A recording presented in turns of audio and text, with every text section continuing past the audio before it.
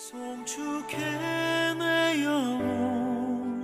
내 영혼아 거룩하신 이름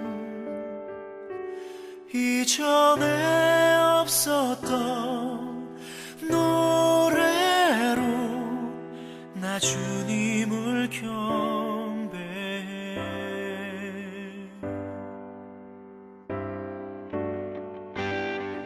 해가 뜨는 새 아침 밝았네. 이제 다시 주님 찬양. 무슨 일이나 어떤 일이 내게 놓여도 저녁이 올 때 나는 노래해.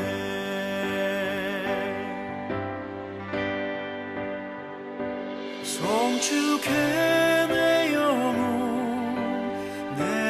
영혼아 거룩하신 이름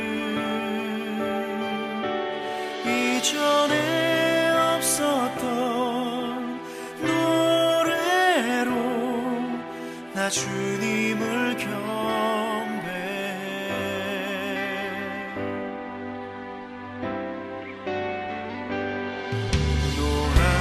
노하기를 더디하시는 주 그의 크신 사랑 넘치네. 주의 선하심 내가 노래하리. 수많은 이유로 나 노래해. 할렐루야. 아멘. 이 예배에 나오신 우리 성도님들도 방송으로 함께 하시는 성도님들 사랑하고 축복합니다. 우리 앞에 와 계신 분들 같이 이렇게 인사하시겠습니다. 당신은 복된 사람입니다. 당신은 복된 사람입니다. 당신은 복된 사람입니다. 당신은 복된 사람입니다. 아멘. 자, 2주째 이렇게 드리다 보면 이 자리들이 좀 넓으니까 하나씩 채워줘야 되겠구나라는 소망이 생길 줄 믿습니다. 아멘. 부활의 예수님을 만난 사람들에 대한 그 변화에 대한 이야기 우리가 5주에 걸쳐서 같이 은혜를 나누었죠. 제가 또 감사하게도 지난주 수요일날 한번 저를 불러주셨던 목사님이 또 수요일에 와서 좀 와서 해주세요 그래가지고 갔습니다. 수요일날 가서 그래서 영상이 안 올라갔어요. 수요일 영상이 모르시죠? 안 올라가 봤어요? 목사님 왜 안 올라갔어요? 그러시죠. 일이 있으셨나 보네. 네, 감사합니다.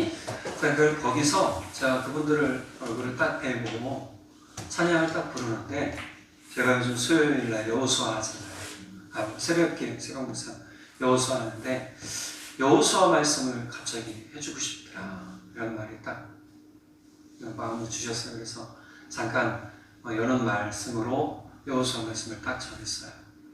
근데 그런 생각이 드는 거예요. 하나님이 우리 입술의 말을 참 기뻐 받으시는구나. 아멘. 우리 입술의 말이 어떠한 것인지 참 중요하다라는 생각을 하게 돼요. 아무리 사람들이 은혜를 많이 받아도 까먹는 게 있어요. 그게 뭐를 까먹냐? 말로 까먹어요. 그러니까 말이 참 중요한데 이 말 때문에 사람이 우리 농담 삼아 그러죠. 말 한마디에 천냥빚 갖고 말 한마디에 비치게 생기는데 뺨도 맞고 싸움도 나는데 말 선하게 안 해요. 제가 요즘 아내한테 그런 얘기 했어요. 내가 요즘 넉살이 많이 늘었다. 넉살이 많이 늘었다. 제가 그런 여유가 생겼다는 거예요. 제가 그 말씀을 전하면서 저도 참 감사했어요. 왜냐하면 다시 한번 저를 향해서 곱씹어보는 말씀이기도 했거든요. 우리가 말씀을 곱씹는다라는 의미가 참 중요한데 여기서 듣고 잊어버리면 아무 소용이 없어요. 말씀은 내게 은혜가 되고 그 은혜는 내 삶의 체득이 되어야 됩니다. 경험되어져야 돼요. 그렇기 때문에 이 말씀이 내게 경험되어지도록 뭐 해야 되냐면 끊임없이 말씀을 따라가고 말씀에 수고하는 거예요. 오늘 사실은 이 본문을 제가 택하면서 그런 여호수아의 말씀을 듣고 이 민수기 말씀을 좀 같이 나눠야 되겠다는 생각이 들었어요.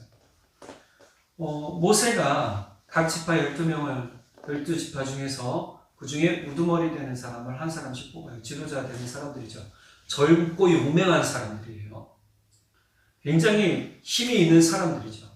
그런데 그 사람들이 이제 정탐꾼으로 가나안 땅에 보내지게 됩니다. 근데 알다시피 이때는 언제냐면 가데스 바네아 지역에 머물고 있을 때예요. 가데스 바네아라고 광해의 어느 한 지역이에요. 그러니까 가나안 땅에 들어가려면 아직 한참 남았어요. 근데 모세가 뭐 하냐면 하나님이 일찍 주시겠다라는 마음이 들어서 정탐꾼 12명을 뽑아서 진짜 가나안 땅을 며칠간 돌게 했냐면 40일 구석구석 모든 성읍들을 다 정탐하게 만들었어요. 그리고 명령하기를 너희는 가서 그곳에 열매들을 가져와라. 열매들을 가져와라. 이 열매가 얼마나 큰지 포도송이를 하나 들고 오는데 같이 꺾어서 들고 왔는데 두 사람이 어깨에다 메고 왔을 정도의 포도송이 크기예요. 한 사람이 들지 못하는 거죠.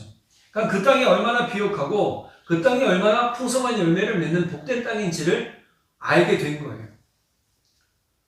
자, 그럼 이 12지파가 어떤 사람들인가? 루벤 지파에서는요, 삭골의 아들 삼무와 또 시므온 지파에서는 호리아의 아들 사밧, 유다 지파에서는 여분네의 아들 갈렙, 이사갈 지파에서는 요셉의 아들 이갈, 에브라임 지파에서는 눈의 아들 호세야, 베냐민 지파에서는 라보의 아들 발디, 요셉 지파 곧 므낫세 지파에서는 수시의 아들 갓디, 단 지파에서는 그말리의 아들 암미엘, 아셀 지파에서는 미가엘의 아들 수둘, 납달리 지파에서는 옵시의 아들 나비, 갓 지파에서는 마기의 아들 구우엘, 이렇게 12명을 택했단 말이에요. 그리고 명령하죠. 그 땅의 거민이 강한지 약한지 많은지 적은지와 그들이 사는 땅이 좋은지 나쁜지와 사는 성읍의 지명이 산성인지와 토지가 비옥한지 메마른지 나무가 있는지 없는지를 탐지하라, 담대하라, 또 그 땅의 실과를 가져오라. 아주 모세아가 꼼꼼하게 부탁을 했어요. 그 땅의 거민이 큰지 작은지 강한지 약한지 그 성읍이 큰지 강한지 작은지 또 그 땅은 비옥한지 아니면 비옥하지 않은지 열매가 있는지 없는지 열매가 있다면 열매를 가져오라고 합니다. 자, 이 명령을요 12명의 정탐꾼은 아주 충실하게 수행합니다. 제가 아까 말씀드렸죠. 무려 며칠이요? 40일. 40일 동안 꼼꼼하게 돌아봤어요. 돌아봐서 어떻게 했냐? 이스라엘 백성들에게 돌아옵니다. 다시요. 그리고 나서 어떻게 합니까? 그들은 에스골 골짜기에 이르러 거기에서 포도는 한 송이가 달린 가지를 꺾어서 두 사람이 막대기에 끼어 둘러 메었다. 그러면 무게가 한 사람이 들고 오기가 힘들었고 또 한 가지 포도송이는 쉽게 떨어지죠. 그러니까 얼른 갖고 왔어야 됐단 말이에요. 그러니까 메어서 얼른 달려왔을 거란 말이에요. 그 포도송이가 적어도 한 이만했을 것 같아요. 얼마나 컸을까. 우리 지금 거봉이라고 하는 포도 먹어보시면 알겠지만 들어도 무게가 좀 되네? 라고 하잖아요. 그거보다 더 컸을 거라는 거예요. 거기에 뭐까지 갖고 왔냐면 석류와 무화과까지 갖고 왔어요. 그만큼 땅이 비옥했다. 자, 그곳을 가리켜 뭐라고 그랬냐면 포도송을 땄기 때문에 에스골 골짜기라고 얘기를 했어요. 그리고 나서 13장 27절 한번 볼까요? 네, 내려주세요. 내려주세요. 한 번 더. 27, 위로. 안에 제가 안 해놨군요. 제가 13장 27절 보니까 성경 구절이 뭐라고 나와있어요. 우리에게 가라고 하신 그 땅에 우리가 갔었습니다. 그곳은 정말 젖과 꿀이 흐르는 땅입니다. 이것이 바로 그 땅에서 난 과일입니다 하고 딱 보여줬어요. 젖과 꿀이 흐르는 땅 누구에게 약속하셨어요? 아브라함에게 먼저 약속한 땅이에요. 그 다음에 이삭과 야곱과 요셉과 모든 이스라엘 백성들에게 약속한 땅이란 말이에요. 그런데 그 땅 딱 보고를 40일 돌아보고 나니까 이 땅은 진짜 뭘 심어도 잘 되는 땅. 할렐루야. 아멘. 우리의 삶이 주의 말씀을 심어서 잘 되는 마음밭이 되기를 간절히 바랍니다. 아멘. 그 땅은 그렇더라는 거예요. 젖과 꿀이 흐르는 땅이더라는 거예요. 그런데 그러고 우리 갑시다 하면 되는데 10명의 사람이 어떻게 하느냐? 부정적인 얘기를 바로 합니다. 네. 그렇지만 그 땅에 살고 있는 백성은 강하고 성읍들은 견고한 요새처럼 되어 있고 매우 크고 또 거기에서 우리는 아낙 자손을 봤다. 거인 자손이에요. 네피림 후손이라는 얘기도 나와요. 거기도 거인이에요. 그 이야기는 뭐냐면 이 사람들은 노지때 우리가 상대할 사람들이 아니다. 뒤에 말씀 보니까요. 가기 보니까 우리는 스스로 보기에도 메뚜기 같았지만 그들의 눈에도 그렇게 보였을 것이다.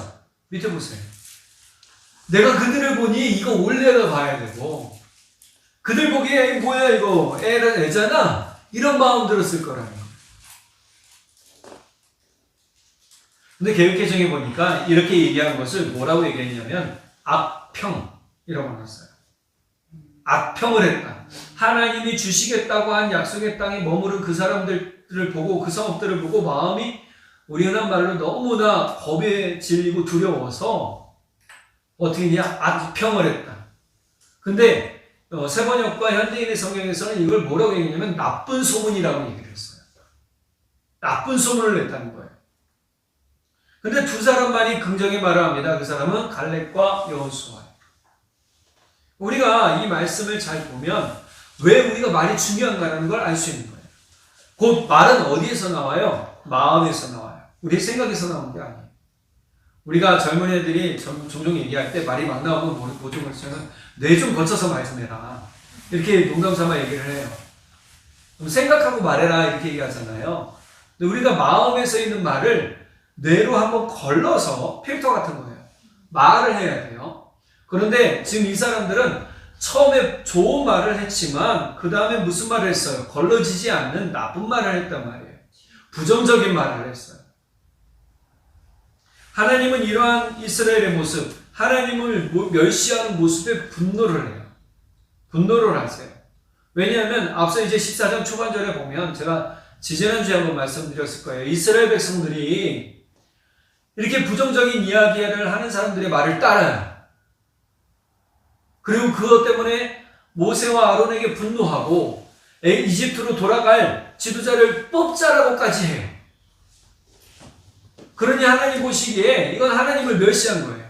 하나님이 본문 가운데 뭐라고 말씀하시냐면 내가 10가지 재앙과 홍해를 건너는 기적과 또 여러 가지 기적을 너희에게 보여주었는데도 불구하고 너희는 왜 이것을 믿지 않느냐 라고 얘기를 하세요. 그러면 우리가 아무리 신앙생활 오래 한 게 제가 말씀드렸죠. 지난주에 신앙생활 오래 한 게 중요한 게 아니에요. 내가 부활하신 예수님을 만난 게 중요하다고 그랬잖아요. 그건 뭐냐 하면 내가 얼마나 예수님을 믿고 하나님을 믿고 신뢰하고 있는가라는 거예요. 그러면 우리 입의 말이 달라질 수밖에 없는 거죠. 베드로가 그랬잖아요. 도마가 그랬잖아요. 그들의 말이 부활하신 예수님 만나기 전과 만난 후가 달라요. 우리 믿음이 있다고 그러면 어떻게 해야 돼요? 말이 달라져야 되는 거죠. 근데 이들은 기적을 체험하고 은혜를 체험했음에도 불구하고 이스라엘 백성들에게 여전히 하나님을 신뢰하지 않았어요. 그것을 하나님은 어떻게 받아들이셨냐면 굉장한 모멸감을 느끼신 거예요. 여러분 생각해 보세요. 내가 뭔가를 말하고 있는데 이 사람이 다른 사람과 말하면서 내 말을 계속 무시해요. 그럼 어떤 마음 들어요? 네. 화나요? 짜증나요? 이걸 어떻게 이런 마음 들죠? 근데 이렇게 이건 뭐예요? 모멸감이 들고 멸시감이 드는 거잖아요. 이스라엘 백성들은 하나님이 하신 일들을 보고도 여전히 그 마음 가운데 어떤 마음을 가지고 있냐면 부정적인 마음을 가지고 있는 거예요. 14장 27절 30절 볼까요? 나를 원망하는 이 악한 애 중에 언제까지 그럴 것이냐. 나를 원망하는 이스라엘 자손의 원망을 내가 들었다. 원망을 들으셨답니다. 그리고 14장 32절에서 35절부터는 뭐라고 하냐면 이제 만 20세 이상의 남자는 시체가 되어서 광야에서 굴러다닐 거다. 죽어버린다. 20세 이상. 20세 이하 어린아이들 너희들이 저 땅에 들어가서 죽어가겠다라고 얘기했던 영유아들은 내가 그 땅에서 잘 살게 하겠다. 35절 볼까요? 제가 세번역본에 볼게요. 개혁개정본에 있는 성경 한번 보세요. 35절 보면 나주가 말한다. 환대에 올려 나를 거역한 이 악한 온 회중에게 내가 말한 대로 반드시 하고야 말겠다. 그들은 이 광야에서 종말을 맞이할 것이다. 그들은 여기서 죽는다. 같이 한번 읽어볼까요? 시작. 모세가 그 땅을 탐지하라고 보냈던 사람들은 돌아와서 그 땅에 대하여 나쁜 소문을 퍼뜨리면서 온 회중을 선동하여 모세를 원망하게 하였다. 그 땅에 대하여 나쁜 소문을 퍼뜨린 사람들은 주님 앞에서 재앙을 받아 죽었다. 자, 10명만 죽었다는 거예요? 아니에요. 36절 후반절 밑에 줄 볼게요. 뭐라고 그래요? 온 회중을 선동하여 모세를 원망하겠다. 즉 같이 동조한 회중들도 뭐했다? 죽었다. 부정적인 언동과 행동에 같이 휩싸여서 부정적으로 반응했던 사람들은 다 뭐했다? 죽었다. 깔끔해요. 성경은 깔끔해요. 죽었다. 그러면 우리가 오늘 이 본문을 통해서 좀 몇 가지 깨달아야 될 게 있는데, 첫 번째, 하나님은 삶의 희망과 소망을 주시는 분이에요. 믿으시기 바랍니다. 하나님은 삶의 희망과 소망을 주시는 분이세요. 로마서 15장 13절 보면 소망을 주시는 하나님께서 믿음에서 오는 모든 기쁨과 평화를 여러분에게 충만하게 해주셔서 성령의 능력으로 소망이 여러분에게 차고 넘치기를 바랍니다. 모세는 바울 사도는 하나님이 어떤 분인지 알았어요.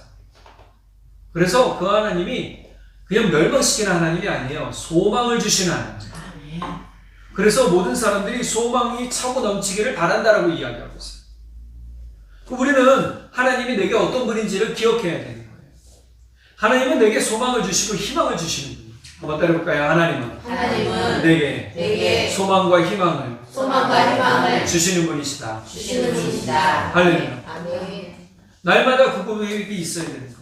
그러니까 바울에게도 이 믿음이 있었기 때문에 이 소망을 모든 사람들에게 편지로 전해줄 수 있었던 거예요. 그러니까 소망을 말하는 사람은요, 같이 있으면 대화할 때 어때요? 기뻐요. 즐겁죠. 그런데 부정적인 얘기하는 사람 옆에 있으면 어떻게 돼요? 못 있어요.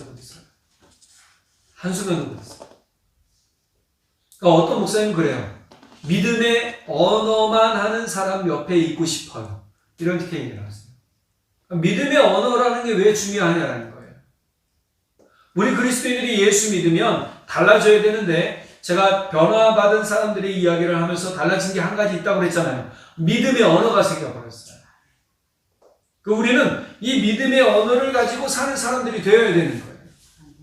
그런데 이스라엘 백성들 보세요. 지금 믿음의 언어가 있어요? 없죠. 하나님은 지금 바울 사도가 하는 말처럼 소망을 주신단 말이에요. 내가 너희에게 새 마음을 주어 라고 말씀하세요. 새 마음은 어떤 마음이에요? 소망의 마음이에요. 기쁨의 마음이에요. 희망의 마음이에요. 할렐루야. 그러니 그 소망과 희망의 말씀을 가지고 뭐 해야 되느냐? 감사하게 살아야 됩니다. 데살로니가후서 2장 16절에서 17절 같이 한번 읽어보겠습니다. 시작. 우리를 사랑하시고 은혜로 영원한 위로와 선한 소망을 주시는 하나님 우리의 아버지와 우리 주 예수 그리스도께서 친히 여러분의 마음을 격려하시고 모든 선한 일과 말에 굳게 해 주시기를 빕니다. 선한 소망을 주시는 하나님 우리 아버지, 하나님은요 선한 소망을 주신답니다. 할렐루야. 믿으시기 바래요. 그분이 주시는 것은요 아주 작은 게 아니에요. 그러니 이 소망을 가진 사람들은 지금 당장 이루어지지 않는다 할지라도 뭐 해야 돼요? 17절 보니까 마음을 격려하고, 우리 스스로도 하지만 서로 격려해주고, 어떻게 해야 됩니까? 모든 선한 일과 말에 굳세게 해주시기를 빕니다. 그러니까 행동과 말을 굳세게 하도록 붙잡아줘야 되는 거예요. 우리 스스로도 붙잡고 서로도 붙잡아주는 겁니다. 이럴 때 이 소망의 하나님이 내게 경험되어지는 거예요. 두 번째, 하나님은 우리 입의 말대로 복을 주시는 분이세요. 14장 28절 같이 한번 읽어볼까요? 시작. 너는 그들에게 이렇게 말하라. 나 주의 말이다. 내가 나의 선을 두고 맹세한다. 너희가 나의 귀에 들리도록 말한 그대로 내가 반드시 너희에게 하겠다. 근데 이 말의 뜻은, 하나님의 말씀의 뜻은요, 너희가 부정적인 언어를 하고 부정적인 말을 했으니 내가 너희에게 부정적인 대로 행하겠다는 거예요. 사실은. 근데 하나님이 그럼 볼게요. 우리가 긍정적인 말을 하고 믿음의 언어를 내뱉게 되면 하나님이 그대로 해주십니다. 할렐루야. 믿으시기 바랍니다. 그러니까 우리가 말을 서로에게 어떻게 해주느냐가 중요한 거예요. 힘들었지. 한번 따라할까요? 힘들었지. 힘들었지. 많이 괴로웠지. 많이 괴로웠지. 애썼어. 애썼어. 수고했어. 수고했어. 힘내자. 힘내자. 견디자. 견디자. 여러분, 믿음의 언어는요, 사실 우리가 하나님께서 우리에게 주신 마음 그대로 나가는 거예요. 그러니까 서로 공감해주고, 서로 격려해주고. 그런데 이스라엘 백성들은 지금 아까 말씀드렸지만 14장 37절, 38절 보니까 다 어떻게 됐다? 네, 같이 부정적인 말에, 부정적인 언동에, 행동에 휩싸여가지고 죽었다. 결국 우리가 비판과 비난에 휩싸이면 죽어요. 비판과 비난은 옳지 않은 거죠. 뭐가 좋은 거예요? 긍정적인 것을 제시해 줘야 돼요. 제가 말씀드리잖아요. 믿음은 현실도 봐야 되지만 미래도 봐야 되는 거예요. 내 현실이 이렇다고 미래가 그렇다는 게 아니잖아요. 내 현실이 지금 괴롭고 힘들지만 주님 주신 소망 때문에 내가 미래에 주의 나라에서 주와 함께 살 소망을 가지고 사는 것. 그것이 은혜인 거예요. 하나님은 지금 이스라엘 백성들에게 얘기하시는 거잖아요. 내가 내 귀에 들린 대로 너희에게 행해주겠다. 너희가 긍정적인 말을 하고 나를 믿는 말을 하고 믿음의 언어를 내뱉으면 믿음의 역사를 너희가 경험할 것이다. 너희가 부정적인 말을 하고 믿음 없는 말을 하면 그대로 너희의 삶에 이루어진다. 그러니 우리는 우리 입에 뭘 달고 살아야 돼요? 믿음의 언어를 가지고 살아야 돼요. 힘들고 괴로워도 여러분 힘을 내시기 바랍니다. 아멘. 견디시기 바랍니다. 아멘. 더욱 감사하시기 바랍니다. 아멘. 더욱 찬양하시기 바랍니다. 아멘. 힘들고 괴로울수록 기도하고 찬양하고 감사해요. 바울사도가 뭐라고 그럽니까? 힘들고 괴로울수록 감사하자. 고난이 올 때 뭐하자? 감사하자.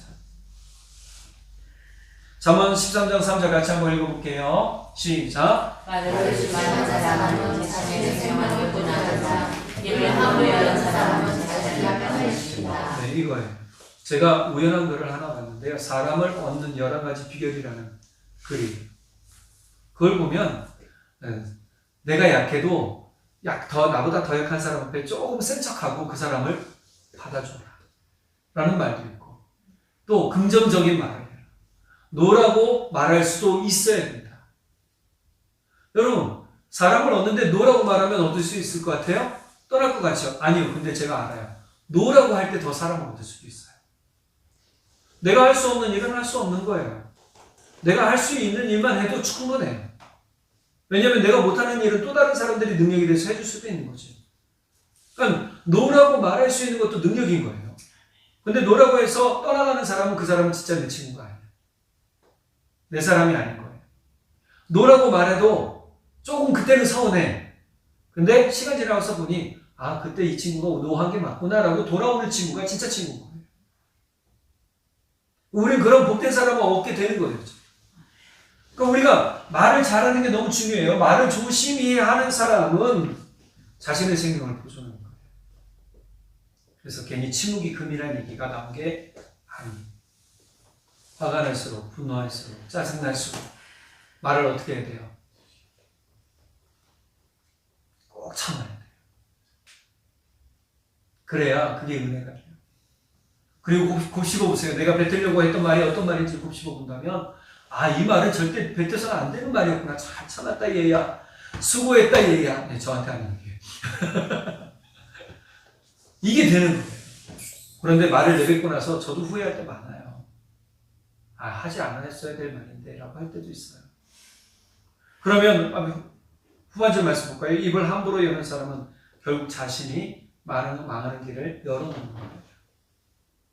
그러니까 우리가 해야 될 것이 어떤 말이냐면 믿음의 언어를 선포해야 돼요. 한번 따라해 보시겠습니다. 믿음의 언어를 선포하자. 믿음의 언어를 선포하자. 자꾸 하실 때요. 지금 힘들고 어려울지라도 믿음으로 선포하시오. 내 삶, 내 자녀, 내 가정, 내 사업, 내 직장, 내 모든 일들, 내가 계획하는 것들 뭐 해야 돼요? 믿음으로 선포해야 되는 거예요. 그래야 그게 열매로 맺혀지는 거예요. 예수님께서 4가지 마음밭을 설명을 하시죠. 길가, 돌밭, 가시덤불, 좋은 땅. 근데 길가는 뭐냐 하면 딱딱하게 묻어버린 땅이에요. 이 땅은 씨를 뿌려도 새가 와서 금방 주워먹는데요. 돌밭은요, 분명히 이 땅인데 돌이 워낙 많아요. 그러니까 흙이 얇게 있잖아요. 씨는 뿌려졌어요. 뿌리는 내렸는데 햇빛이 강하게 내리쬐니까 어떻게 해요? 금방 말라 죽어버려요. 세 번째 가시덤불. 어떻게 자라긴 자랐어요. 그런데 이 가시 때문에 더 자라지 못하는 거예요. 근데 좋은 땅은 어때요? 딱 뿌려놓고 뿌리 내리고 자라서 열매 맺는데 30배, 60배, 100배의 결실을 맺습니다. 이건 우리 마음밭이 어떠냐는 거예요. 우리의 마음밭이 딱딱하면 하나님 말씀 아무리 선포돼도 쇠귀의 경영기 이게 되는 거예요. 반면 돌밭은 어떤 마음이에요? 분명히 흙이 있어요. 근데 이게 말씀이 있는데 조금만 시험이 다가오면 금방 풀어져 버리는 거예요. 힘든 일, 고난 다가오면 금방 풀어져 버리는 거예요. 반대로 얘기하면 조금만 더 평안해져도 풀어져 버려요. 전 그런 분들 봤어요. 기도응답 다 받으니까 교회 안 나와. 여러분 그런 분들 되지 마세요. 기도응답 받을수록 어떻게 해요? 더 무릎 꿇어야 되는 거예요. 더 주님 앞에 나와야죠. 또 어떤 사람은 근심과 걱정이에요. 가시덤불은 근심과 걱정, 제한의 틀이죠. 그러니까 믿음이 더 자라지 않아요. 여기까지만, 난 이만큼만 해도 됐어. 야, 너 대단하다. 이만큼까지 했냐? 열매 맺지 않았는데. 내 좋은 땅은 어떤 밭이냐? 열매 맺는 밭이야. 저는 저나 우리 성도님들 모두가 열매 맺는 삶이 되기를 간절히 바랍니다. 아멘. 또 그렇게 축복합니다. 아멘. 그것을 소망하셔야죠.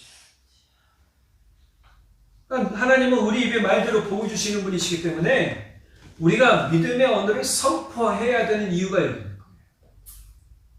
마지막으로 믿음의 긍정적 삶은요, 믿음의 증거를 경험하게 해요.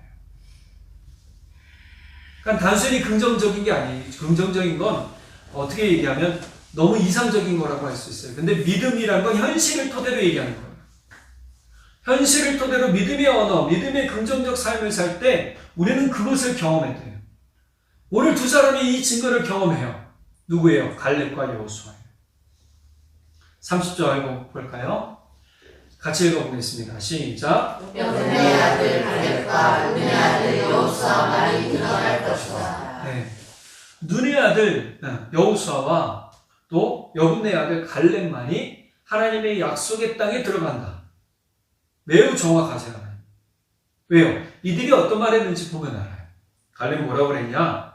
부정적인 얘기를 막 할 때 올라갑시다. 올라가서 그 땅을 점령합시다. 우리는 반드시 그 땅을 점령할 수 있습니다. 라고 했고요. 또 14장 넘어오면 갈렙과 여호수아가 이렇게 얘기를 해요. 우리가 탐지하려고 두루 다녀본 그 땅은 매우 좋은 땅입니다. 주님께서 우리를 사랑하신다면 그 땅으로 우리를 인도하실 것입니다. 젖과 꿀이 흐르는 그 땅을 우리에게 주실 것입니다. 다만 여러분은 주님을 거역하지만 마십시오. 여러분은 그 땅 백성을 두려워하지 마십시오. 그들은 우리의 밥입니다. 그들의 방역으로는 사라졌습니다. 주님께서 우리와 함께 계시니 그들을 두려워하지 마십시오. 정탐하고 돌아다녀 보니 홍해를 건넌 이스라엘 백성들의 소식을 가나안 사람들이 들었고 우리 땅에 들어온다는 소식을 들었는데 홍해만 건넌 그 소식 들어도 그들의 마음은 뭐였어요? 우리가 어제 말씀드렸지만 그들의 마음이 녹아버렸잖아요. 녹아버렸어요. 그래서 그들은요 싸울 의지를 잃어버렸단 말이에요. 이것을 이 갈렙과 여호수아는 분명하게 파악하고 있었어요. 우리 삶에도요, 긍정적 믿음의 삶을 경험하고 싶다면 우리는 반드시 믿음의 삶을 행동해야 되는 거예요. 내가 말만 하는 게 중요한 게 아니야. 아까 두 번째 우리가 믿음의 언어를 선포해야 된다고 그랬잖아요. 믿음의 언어로 선포해야 되는데 우리는 믿음 그 다음에 뭐 해야 돼요? 된 것처럼 살아야 돼요. 감사하며 기뻐하며 찬양하며 주님을 사랑하며 살아가야 돼요. 지금 여호수아와 갈렙의 이야기 14장 7절에서 9절의 이야기는 너무 중요한 거예요. 자, 우리 이후에 이야기가 너무 재밌어요. 이제 이스라엘 백성들이요, 이 하나님께서 멸하시겠다, 죽는다라는 말을 듣고요, 회개해요. 하나님 아니에요. 우리 다 가고 싶어요. 갈 수 있어요. 이제 싸울게요. 예, 늦었어요. 뒤에 가서 실제 싸워요. 싸우는데 어떻게 되느냐? 이긴 게 아니에요. 다 패망해요. 져버려요. 여러분, 우리 아셔야 될 게 바로 그거예요. 믿음의 마음은 내 생각과 내 마음이 아니에요. 내가 하는 게 아니고요. 하나님을 믿는 거고요. 예수님을 믿는 거고요. 그 믿음의 삶을 살아가는 거고요. 믿음의 말을 행하는 거예요. 선포하는 거예요. 그때야 비로소 우리는 믿음의 복된 삶을 살게 됩니다. 저나 우리 성도님들 모두, 우리 모두가 진짜 이런 믿음의 말을 하고 믿음의 주여 온전케 하신 예수님을 꼭 붙잡고 살고, 또 우리 삶에서 이 믿음의 증거들을 경험하며 간증하며 살아가는 복이 있기를 예수님의 이름으로 간절히 축복합니다. 기도하겠습니다. 사랑의 하나님 아버지, 참 감사합니다. 오늘 우리에게 너무 귀한 말씀, 귀한 은혜 주셔서 너무너무 감사합니다. 주님, 우리가 그동안 믿음 없던 것을 용서해 주시고 주님, 우리에게 믿음을 더하여 주십시오. 그래서 우리가 믿음의 언어를 가지고 믿음의 삶을 살며 우리 가운데 온전히 모든 것을 믿게 하시는 우리 주 하나님, 우리 주 예수님을 고백하며 살아가는 우리 모두 될 수 있도록 성령 하나님 역사해 주십시오. 주님을 더욱 알고 주님과 함께 살기 원합니다. 감사드리며 우리 주 예수님의 이름으로 기도드렸습니다. 아멘. 송축해 내 영혼 내 영혼아 거룩하신 이름 이전에 없었던 노래로 나 주님을 경배해.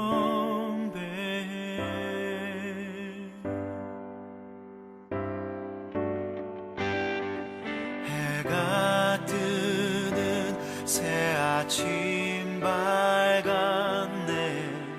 이제 다시 주님 찬양.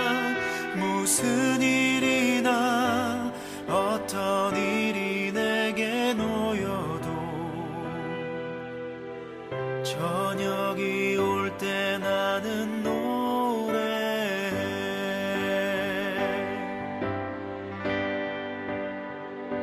송축해 내 영혼 내 영혼아 거룩하신 이름 이전에 없었던 노래로 나 주님